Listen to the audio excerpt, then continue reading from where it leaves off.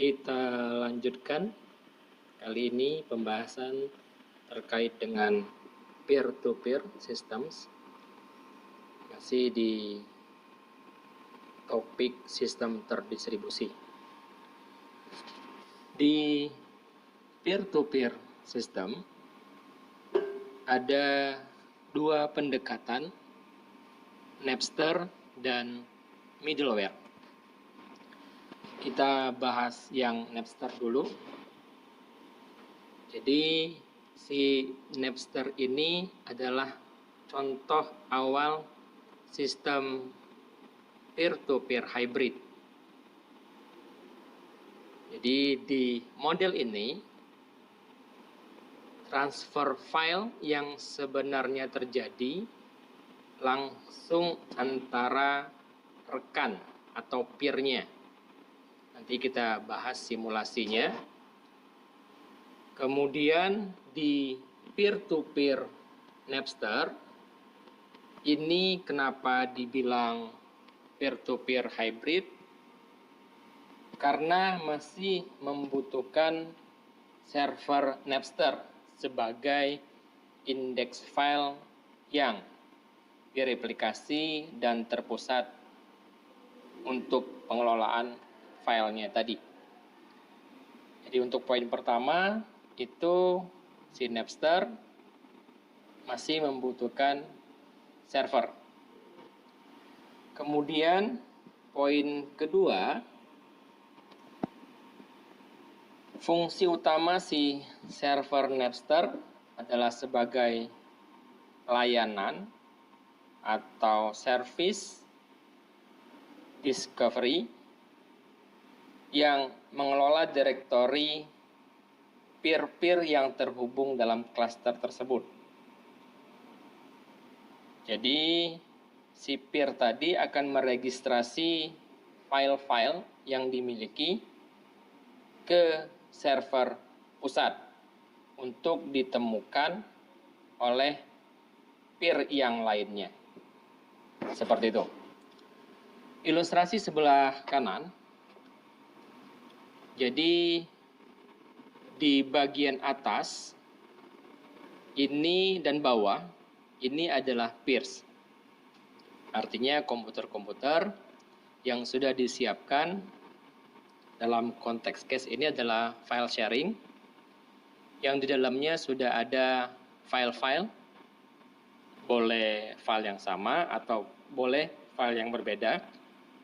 Kemudian di tengah-tengahnya ada Napster server sebagai pengindeks dari file sistem tersebut. Jadi semua file itu diregistrasi oleh peers ke dalam server Napster. Peer 1 misalkan punya file apa saja, peer 2 punya file apa saja, itu daftar filenya itu ada di server index. Kemudian ketika terjadi request dari sebuah aplikasi, dia akan mencari file tertentu misalkan ke server Napster terlebih dahulu. Jadi pencarian filenya itu dilakukan di Napster. Kemudian server akan memberikan list dari file yang dicari. Jika file tersebut ada, maka si peer yang meminta untuk mendownload file itu akan mengajukan request ke peer yang memiliki atau yang di dalamnya ada file yang diminta tersebut. Jadi di step ketiga ini si peer atau kliennya meminta ke peer yang ada file yang diminta tersebut. Kemudian file deliver, file dikirim atau download. Kemudian si klien tadi mendapatkan filenya. Intinya adalah untuk indexingnya menggunakan server, tetapi pada saat melakukan download, maka si peer atau si klien tadi akan langsung berhubungan dengan peer yang memiliki file tersebut. Si Napster tentu saja hanya sebatas indeks, tetapi ketika servernya down, maka sistem tidak bisa dijalankan. Kita simulasikan ke dalam kode program. Jadi saya sudah mempersiapkan 3 PC. Nanti PC 1 akan saya jadikan Napster servernya, PC 2 peer penyedia file, PC 3 peer penyedia file, dan PC 4 nanti akan saya gunakan sebagai bisa jadi peer penyedia file juga, plus bisa jadi sebagai kliennya atau aplikasi yang akan meminta file tersebut. Jadi si aplikasi kliennya bisa dari peer manapun. Oke. PC 1 sudah saya hidupkan, kemudian PC 2 saya siapkan dulu. Oke, saya kasih hostname-nya PC 2 CD Napster. Oke, kemudian saya buka PC ketiga.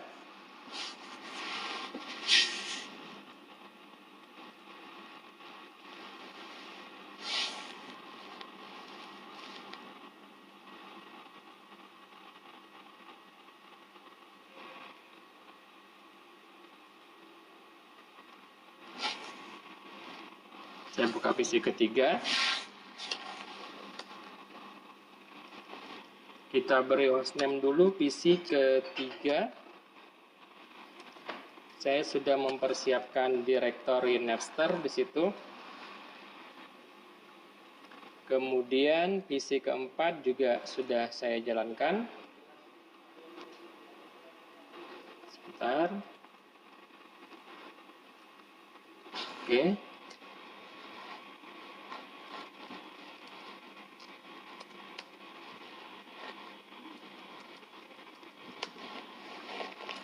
Oke, jadi PC 1 sebagai servernya, saya sudah mempersiapkan sebuah file Python, napster server.py.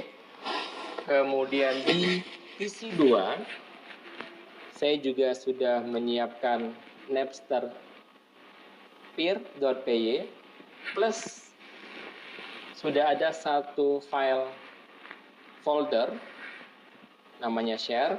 Di dalamnya sudah ada 2 file, 1.txt dan 2.txt. Karena seperti skenario tadi, isi 2 kita jadikan peer penyedia file. Kemudian Napster untuk PC ketiga juga sama seperti PC kedua. Script Python-nya plus folder share.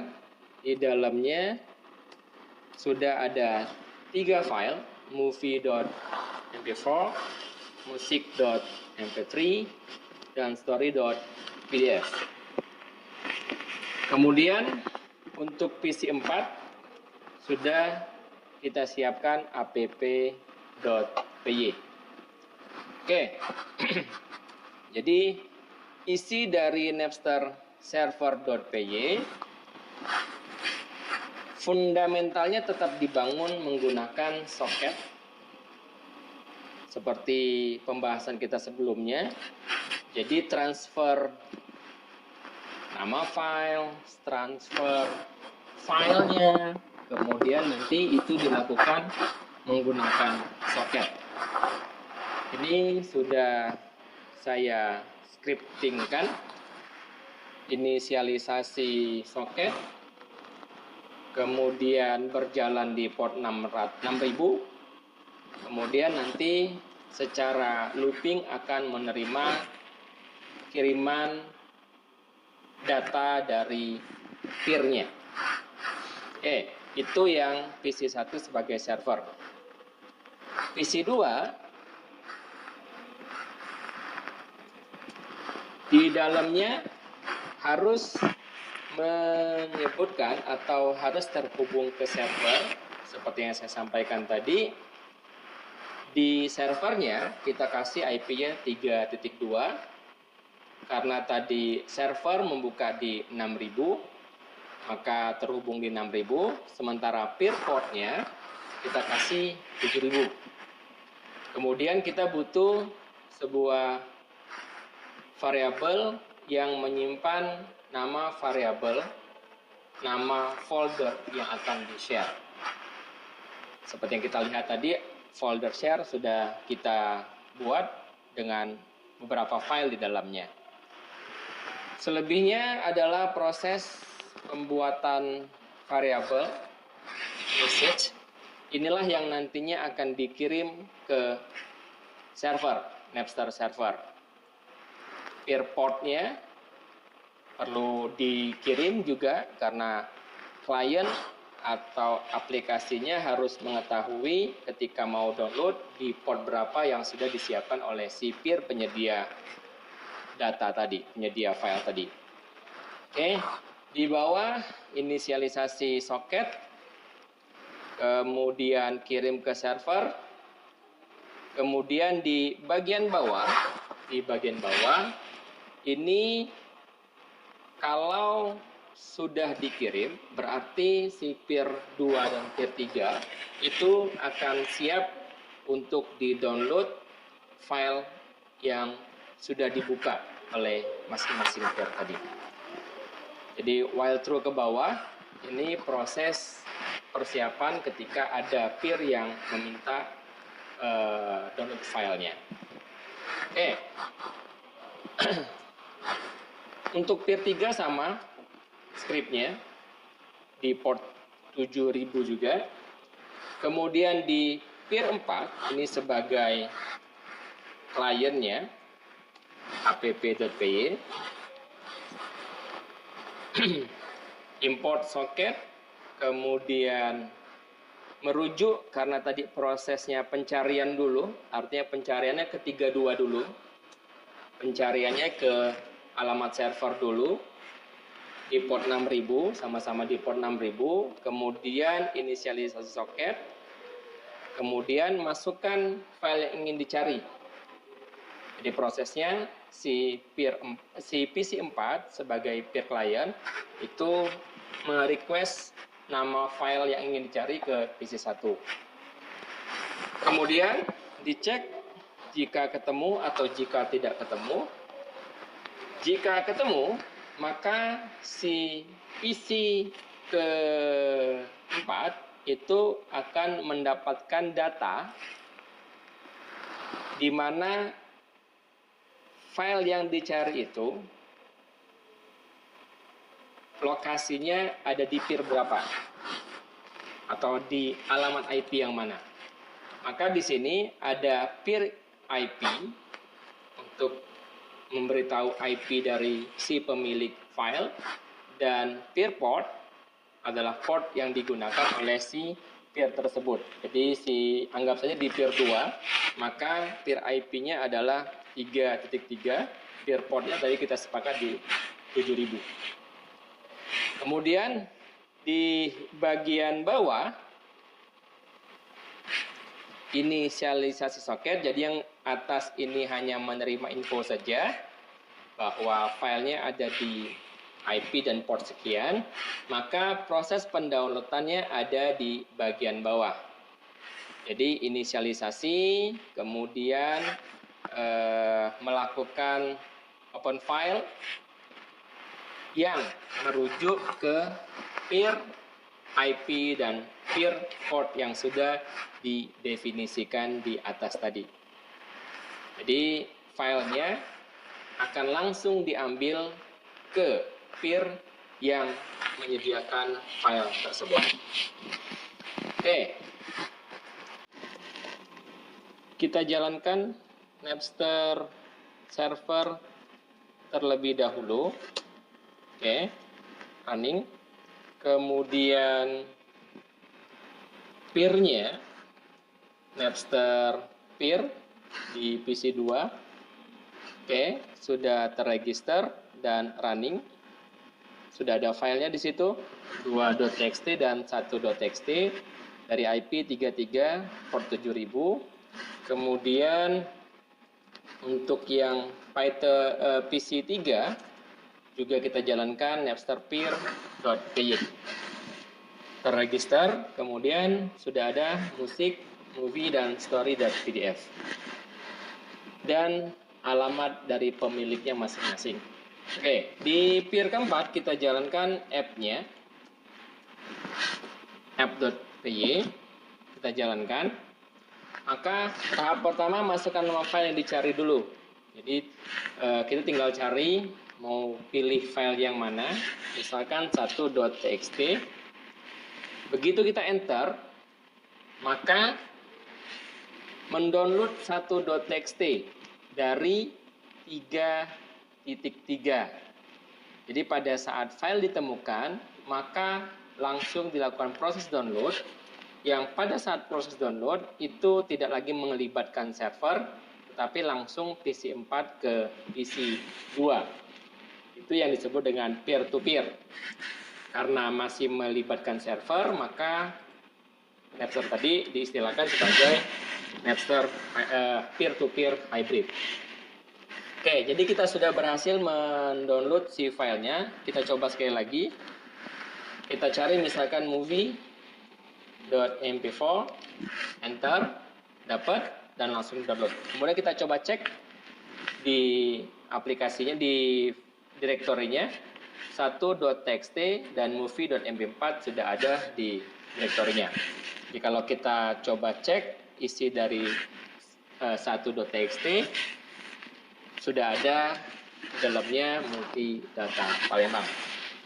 Oke, itu yang disebut dengan peer-to-peer Napster. Kita lanjutkan ke middleware. Jadi ketika si Napster tadi diimplementasikan, maka akan terdapat beberapa kelemahan. Salah satunya adalah ketergantungan si peer tadi dengan server. Jadi ketika servernya mati, maka sistemnya tidak bisa berjalan. Artinya si peer tidak bisa melakukan pencarian karena tidak terdapat indeks dari file yang ada di cluster, maka otomatis sistemnya tidak berjalan. Untuk itu dibutuhkan pendekatan yang lain, yaitu menggunakan peer-to-peer middleware. Jadi kalau tadi menggunakan server, untuk peer-to-peer middleware beroperasi tanpa server pusat, menjadikan setiap peer setara sebagai klien dan bisa juga sebagai server. Arsitektur tanpa otoritas ini memastikan ketahanan terhadap kegagalan. Jadi tidak tergantung dengan server, artinya sumber dayanya itu diserahkan ke masing-masing peer. Kemudian mengelola sumber daya yang tersebar di jaringan yang sangat dinamis. Artinya kita bisa saja menambahkan peer-peer baru, kemudian bisa bertindak sebagai klien, bisa bertindak sebagai server, atau kedua-duanya. Untuk sisi keamanan, ini juga akan tergantung dengan keamanan dari masing-masing peer. Semakin kompleks akan juga semakin aman dari sisi klasternya. Oke, kita coba. Oke, jadi kalau di Napster tadi antara server yang ada di PC1 dengan peer itu secara aplikasinya mempunyai peran masing-masing. PC1 sebagai server, maka coding Python-nya seperti tadi, kemudian PC2 sebagai peer, maka codingnya seperti yang kita lihat tadi. Sementara untuk middleware, semua PC itu memiliki script atau pemrograman yang sama. Jadi di sini sudah saya siapkan peer.py. Peer.py, ilustrasi case-nya adalah kita memiliki 4 toko yang masing-masing toko bisa saling mengecek stok. Jadi PC1 bisa input stok, bisa ngecek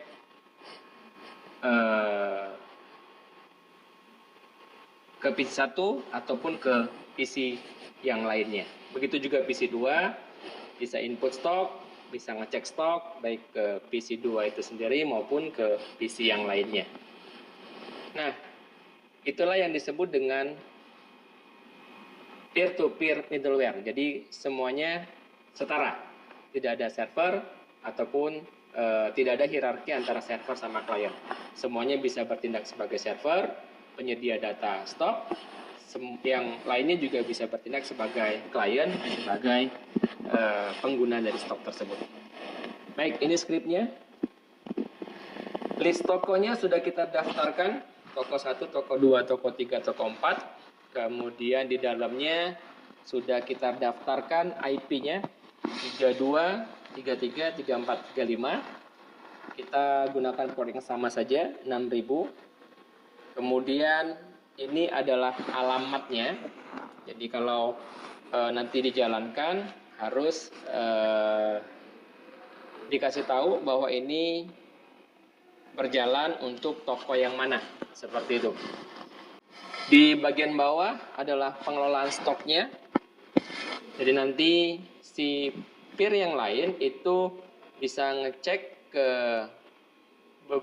peer yang ada dalam cluster, kemudian juga bisa saling menambahkan stoknya. Jadi ini hanya aplikasi biasa, tinggal disesuaikan. Yang penting konsep peer-to-peer middleware-nya bisa dipahami. Jadi ini ada pilihan input stok sama cek stok.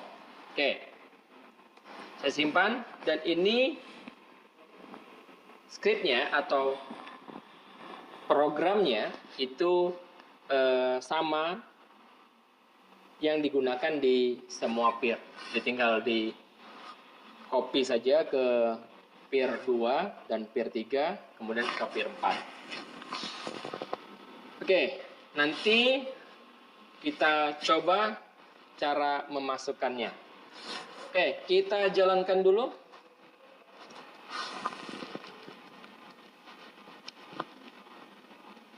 Python 3 peer.py. Jadi ada argumen untuk menentukan bahwa ini toko ke-1 kah, toko kedua kah, toko ketiga, atau toko keempat. Oke, saya buat ini urutan saja, peer.py 1. Jadi ini toko pertama. Plus kita akan menggunakan done. Karena nanti akan ada komen berikutnya, kalau tidak kita gunakan done, maka konsol ini tidak bisa kita gunakan untuk perintah yang lain. Sementara kita maunya si peer-nya running, kemudian kita bisa menambahkan atau ngecek stoknya di konsol yang sama. Jadi si peer.py-nya berjalan di background. Jadi cukup tambahkan done di belakangnya. Enter. Toko 1 aktif di IP 326000, tetangganya toko 2. Oke. Nah, ini walaupun running bisa kalian cancel saja, Ctrl C. Tetapi walaupun di cancel, secara background masih berjalan, sehingga kita masih bisa melanjutkan ke komen berikutnya. Lakukan hal yang sama, Python 3 peer.py 2 dan enter. Di Ctrl C saja boleh.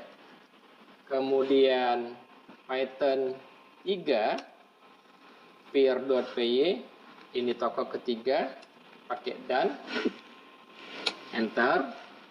Atau tergantung nanti mau melakukan cek sama inputnya di mana, boleh di salah dua dari peer ini atau boleh semuanya.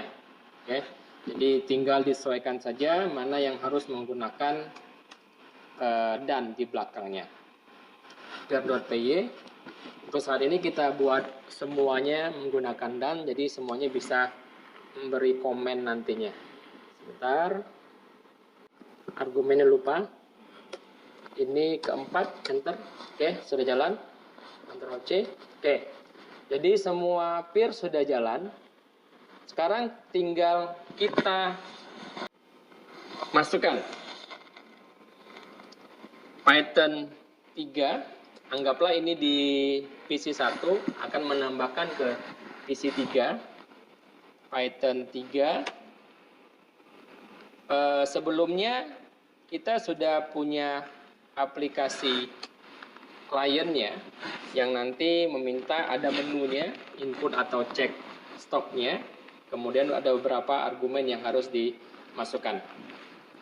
Oke, saya contohkan Python 3 app.py, kemudian masukkan IP yang ingin dicek atau yang ingin di-input stoknya.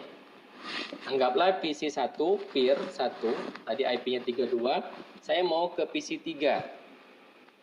Saya mau ke PC 3 untuk input dan cek stoknya.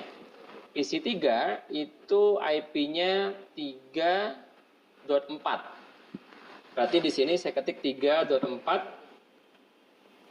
Kemudian portnya saya gunakan spasi, portnya di 6000.